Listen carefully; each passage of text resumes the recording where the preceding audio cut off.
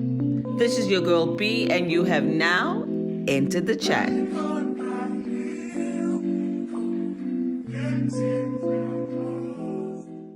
Hi guys, and welcome to another episode of Into the Chat with your girl B. Today I have some very special guests here, and I'm going to introduce them in a sec, but I want to just go back to our previous episode where I was speaking about my rich life and what that means. And I was challenged a little bit by Ndimande about what, my views on my rich life.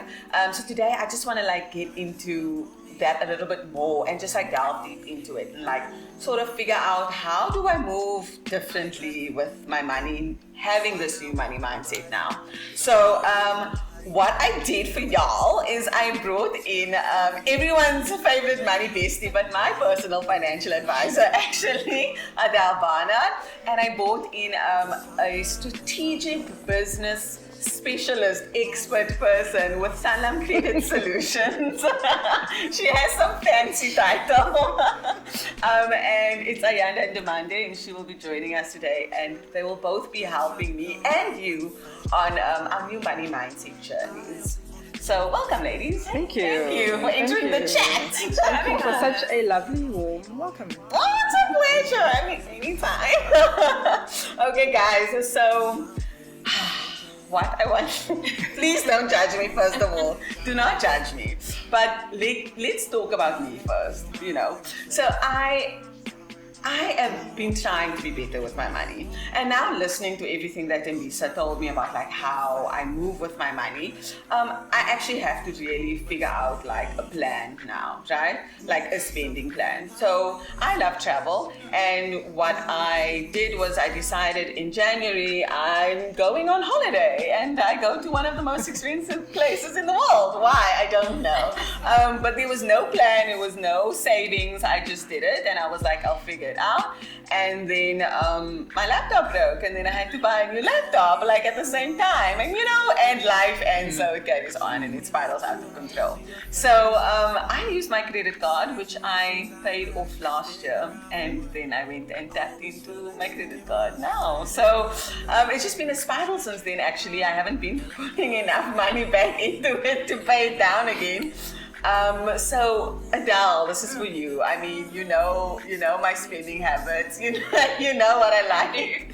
You know what I like spending on, and I'm trying to be the rich auntie, but I feel like I'm failing a little bit at the moment. So yeah, how do I move differently with my money now? What are some practical tips that I think the first thing is that you're not alone. Because I've had an increase of calls and client engagements. Because all of a sudden, so you were a bit naughty, let's just be honest. I knew I was. I knew, but I don't want to pay this down in 1 second. I love you, but you were a bit naughty with your impromptu trip on your credit card. But it's fine, it's done now. I'm paying it off.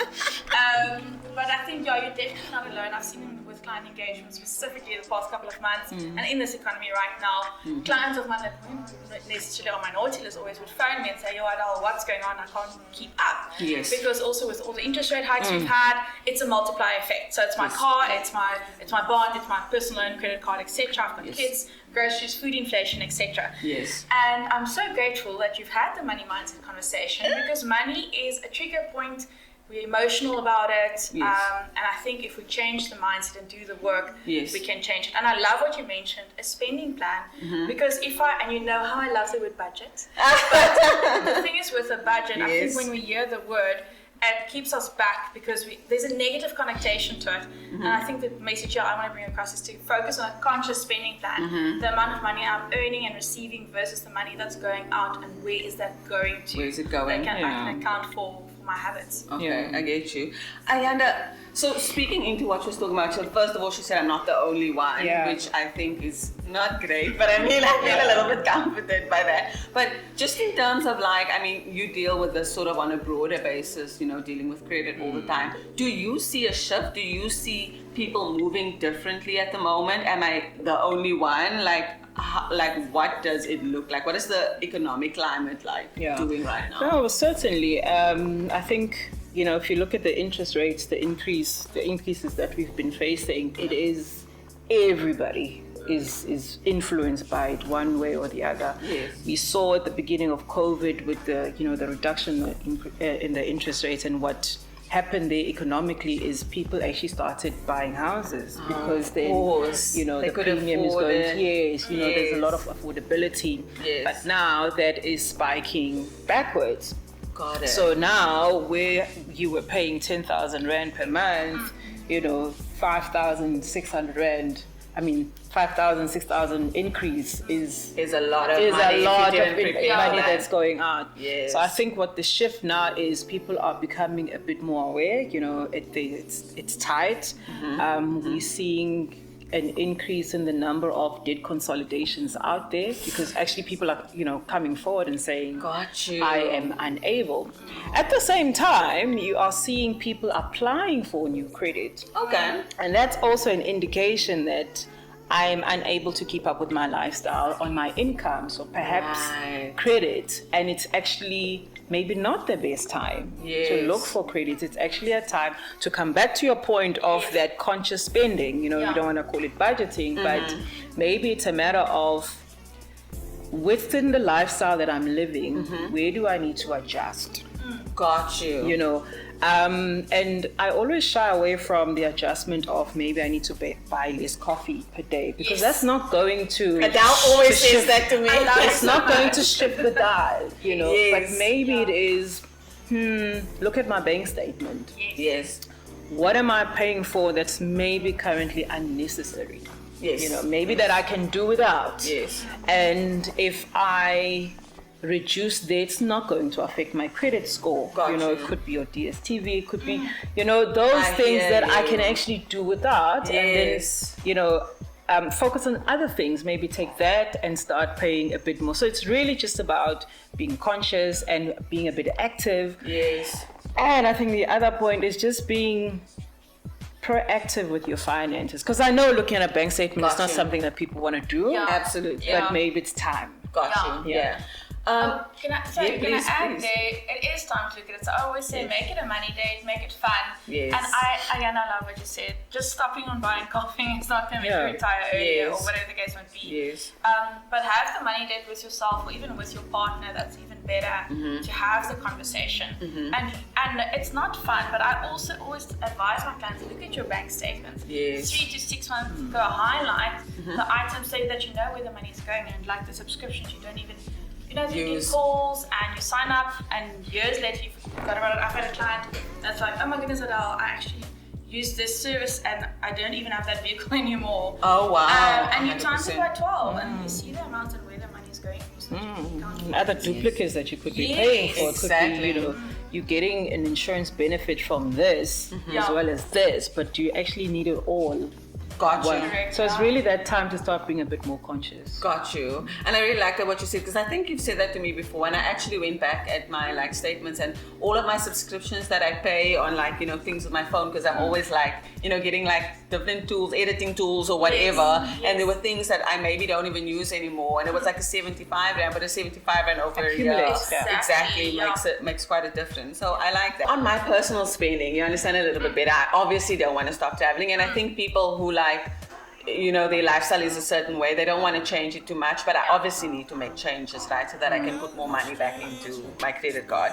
So what are some practical tips that you can give me and everyone else in terms of how do we practically deal with this situation? Well, first of all, preferably don't go for your holiday on your credit card to buy now. But hypothetically, you've got to buy. You got the photos and the pictures to show and the good times and content. So I did get content. It sort of worked. I'll relate into schoolwork. No, it wasn't. But I think that would be the first point of all, because I think so often we don't understand the effect of what the interest rate actually means and the effect it has on our finances. And I'm sure if we knew and what we signed up for, we would be a bit more aloof and look at it. Gotcha. But I think just set aside from that, if you have used it, let's say example. Yes, I have now, and it's so. So the amount, the credit is there, the debt is there. Get rid of it as soon as possible. Look at the bank statement, see where you can rechannel money. In your line of work, it's not as if you've got a 9-to-5 salary, so there's additional income streams, and it should be channeled to that first. Cool. They say pay yourself first, whether that's automating your savings and your investments, but getting rid of your debt is also an investment in yourself. And I think that's often an angle we forget. Yes, and I also, never think about that. That's amazing. And there are many money traps. I think at the same time, for you it's a holiday, for the next person it's a bag or branded clothes or whatever the case might be, to keep up with the Joneses or whatever. And that's another thing you need to steer clear of. So if you know you're naughty and you can't resist online shopping, unsubscribe from the retailer emails. Yes. I think first of all, identify what's your weakness. Behavior. I like that. My weakness is flight and feelings. Okay, got exactly. you. But also, I'm not saying don't go on a holiday. I'm just saying we're being conscious. We're being mindful and intentional with our finances. So we'll save up for it. And then we'll come back. The laptop, though, I'm going to touch on, that's a bit different for me because it's part of your business. So I'll allow it. Thank you. Hopefully it's insured. But the laptop is different and obviously it comes with prices, but that is also where, and in COVID we use this term so much, emergency fund. Because we don't know what the unforeseen holds, and you might need a new laptop, and you preferably want to use an emergency fund instead of relying on a credit card. Got you. So I think that was my take. I love that. So in terms of, I think you mentioned money traps, right? And you were saying like keeping up with the Joneses, maybe it's a travel situation like mine, maybe it's buying a bag, but Ayanda, I'm sure you've seen many money traps that are maybe like things like bags and those sort of things, but what other like pitfalls are there? Can you maybe like chat to us about? I think what people are doing, just to add on Adele's point, is the other thing that you could do is firstly, she did mention, knowing your behaviors. But speak to your creditor as well. If you feel that, I can't be that spender, go and reduce your limit. Okay, I'm very scared to do that. If it's 50,000 rand, you actually can speak to your bank and say, rather make it 20,000. Make it within, your own affordability. Also, if it's not affordability, if it's something that you can control, because if it's not more than 20, there's nothing there to spend. Gotcha. And creditors won't tell you these things, but you can actually be in control, and set yourself some limits, even via your app as well. You can block some things, and then that I've done that before. I can't. Because I think before it used to be leave your credit card at home.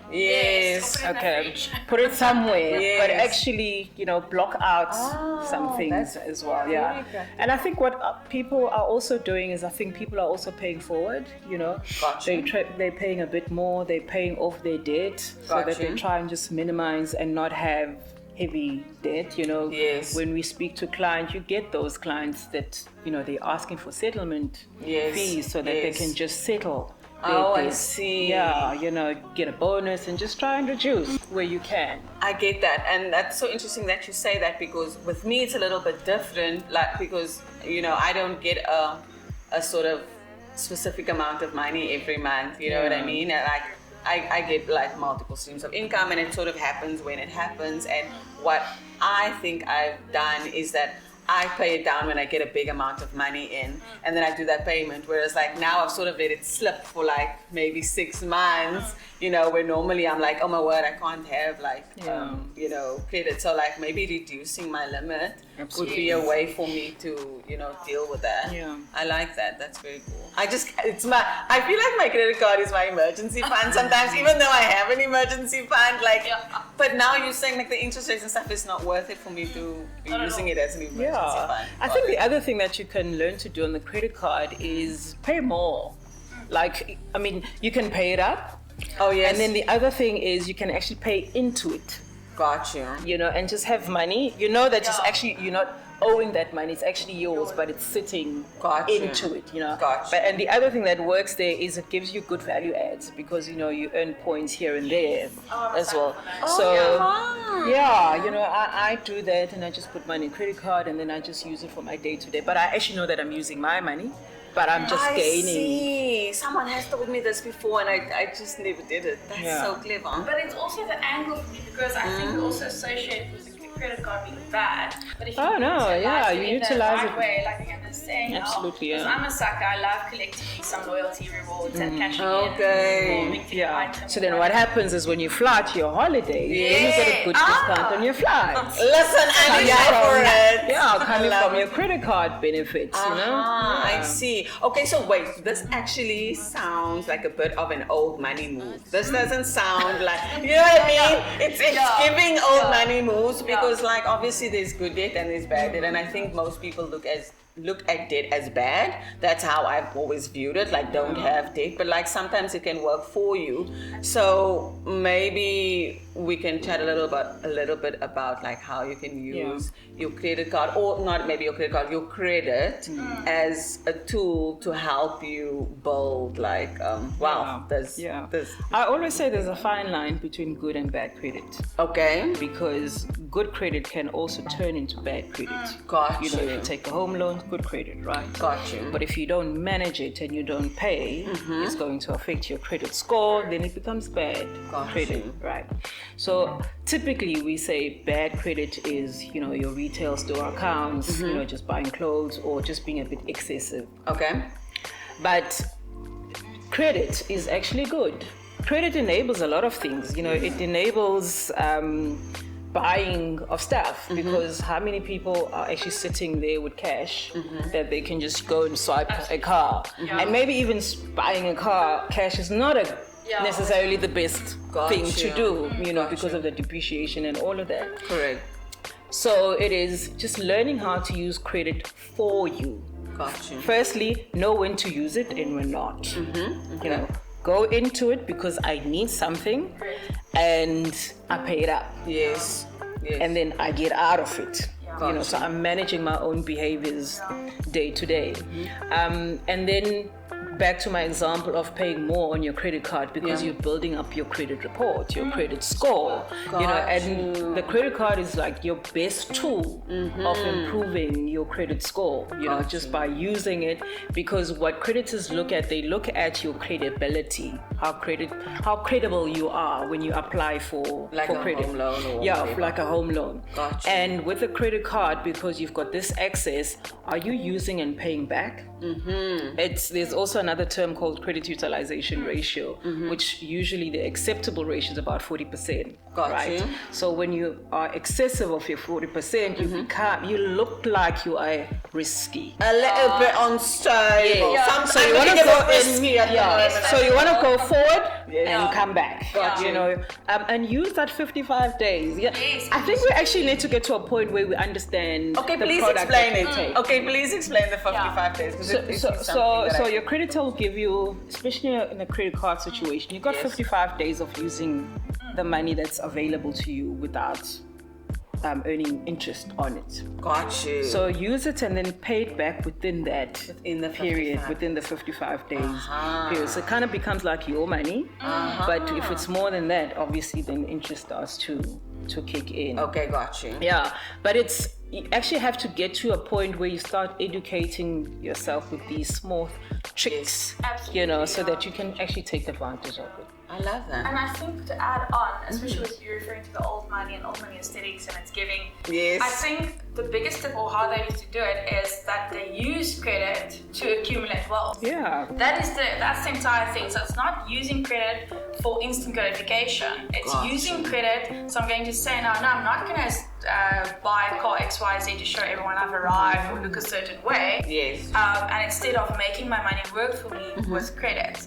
I think that's the biggest tool or tip I can share on that note. And I think to add on, and what Ayanda also mentioned, is to say when credit can go a bit south. So especially now with the interest rates with COVID where it was lower, so everyone went out and they bought properties and etc.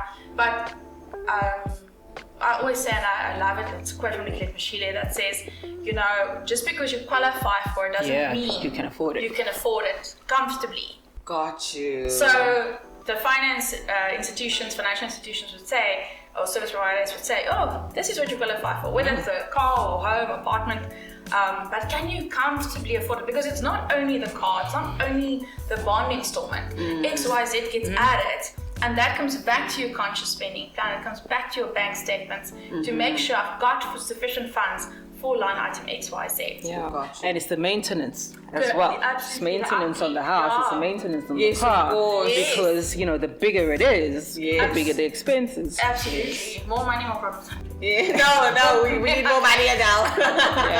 But I get that. Like, I'm way too afraid to buy a house because I'm like, I don't want to deal with the maintenance of it. I don't want to deal with, you know, all of the other traps, especially being a single income.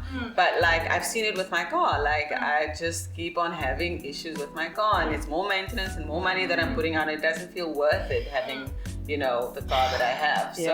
I've also just gone through some service stuff. It's intense and it's not cheap. As soon as you buy a certain make of car, you're paying crazy amounts of money. And cars are expensive right now in SA as well. And I need a new one, but anyway, that's a whole other story. For our next podcast. On the next episode. Please, we have to dive into that because in SA there's also a problem with cars. We like the brands, and there's nothing wrong with that, but it comes with the maintenance. Brand conscious. Exactly. And just in terms of like, there was something you mentioned now about credit card. Just paying it off a little bit more. So I mean, I really like that trick. Ideally with the credit card is you don't even just want to pay them. You don't want to pay the minimum premium that they're asking for. Got you. You actually need to pay off more, so like the balance. Okay. So the more that you can actually push into it. Yes. That's why I use the 40% as, you know, if you've used 8,000 Rand of the 10,000 Rand, you kind of need to put it in 2,000 to come back to 6 and 3, you know, big amounts. So you actually don't want to trap yourself into keep using it, you know, as your go-to. It should actually be for really a need. Okay. Something that's completely out of your control. Hopefully not your groceries, you know. Yes, we do need groceries, right? But I'm sure people are going through that. Also, that shows your credit behavior. It's a pattern. Remember that the institutions look at that credit behavior pattern. Got you. But I think now also in this economy, and unfortunately, it is a reality for some people to have to be dependent on credit for their shortfalls in their budgets, etc. So even more so to look at your finances and into it and where you can reshuffle the funds. I think the other thing that's probably, you know, as people we need to look at and consider is not to feel ashamed. Yes. You know, and remove the stigma and then make the necessary decisions that you have to. Yes. If the decision is, I need to move out of this place because I can't afford it. Yes. Staying there because of I want to keep up with the Joneses or the friends is just going to drag you deeper in the hole. Yes. If you need to move back home, if you need to change to a smaller car, I really think this is the time to just be personal and be true to yourself. To yourself. I mean, everyone else, it really doesn't matter because no one's sitting at night paying those bills for you. I always say you need to sleep with yourself. You know, you're not sleeping with, you know. Yes, and you have to have that conscious heart that, you know, I did it for myself. That's a big takeaway right there, because I think often with society we don't want to downgrade the car, or not even downgrade, it's actually peace of mind, but okay, 100%. Because your finances, it also affects your mental well-being. Yes. You're stressed, you're anxious, you take your moods out on family members, etc. And it's time to take stock and say, I cannot afford this right now. Correct. And it's okay. Correct. Because it's your future. Yes. And I think at the same time, family responsibility also comes in there. Yes. If you've got family members financially dependent on you or however, it's time to have the tough conversations, like you said, with yourself, and also I think to partner with the correct accountability partners, whether it's your financial planner or whatever. Yeah. And set boundaries. Like I've had to set boundaries to certain people and be like, this is literally all I can do. Yeah. Other than that, you're gonna have to figure it out because we're all adults, right? Like I literally can't burden myself. I mean, and it's like also another thing where I've seen people like, I think there's this whole big thing about being 30 and before 30 you need to achieve all of these things, or by 30. So social pressures, and people go and buy houses that they maybe can't afford, and now with all of inflation and the interest rates and stuff, people are really suffering, but they can't lose their house because everyone came over and celebrated the house. And it's like, you just need to change your mindset around these things, because at the end of the day, it's you. You know what I mean? And the car, same thing. Like, what do you value? Do you value people seeing that you have whatever German make or whatever it is? Do you know what I mean? Like, yes, we all like nice things, but like, does it really make sense for your life right now? And it comes back to money mindset when you started. It's absolutely about your money mindset. And I love what Ayanda also said. It's about sleeping with yourself. For me, I always say it's like, are you comfortable? What's the relationship you have with money? Yes. I think once you start there and figure it out, because everything else spirals from there. Your budget or financial conscious plan, spending plan, sorry. Exactly. It's the heart and soul of everything. But how does money make me feel? Why do I act the way I do? Why do I have to drive a certain brand, wear certain brands of clothes? And I think once you've, faced the music, I think then you can easily move from there, or hopefully. Exactly. Go back to my previous episode where I talk about all of that. Thank you very much. I think the other one that I want to add is also speaking to somebody. Get a coach, speak to someone, get Adele. Get an Adele, get a credit card. Get someone who's got the financial experience to provide you the coaching. Find, I think the platform that we have, Salam Credit Solutions platform. Exactly. Where there's coaches that are there that can also guide you in that journey as, where have you gone wrong and what is it that you need to do? Because I think it's easy to go wrong, but it's the solution is sometimes hard. Like I said in my previous point, that you find that people are already in debt, overly indebted, and then they think more credit is the solution. Got you. And they also maybe feel trapped. So if you don't speak to the right people, then you might feel, you might find yourself a bit more trapped. So use the solutions that are available to you. Right on the money. Guys, thank you so much for chatting to me about my conscious spending plan and the things that I need to be doing, and everyone else, because we're all sort of going through it now, I think. And I think maybe in our next episode we should talk about like maybe the money skills, like moving with the new money moves. You know what I mean? Money moves, I love that. Yes, dollars. You know what I'm saying? Making rich auntie moves. Listen, I'm here for my rich auntie life. Please, everyone is setting me up saying I'm the rich auntie, and I'm going to be here. So you guys need to help me out, please. Manifest. Manifesting my rich life. Thank you so much. This was so much fun. Yay. Thank you so much, guys, for joining us, and we'll see you in the next episode. Bye.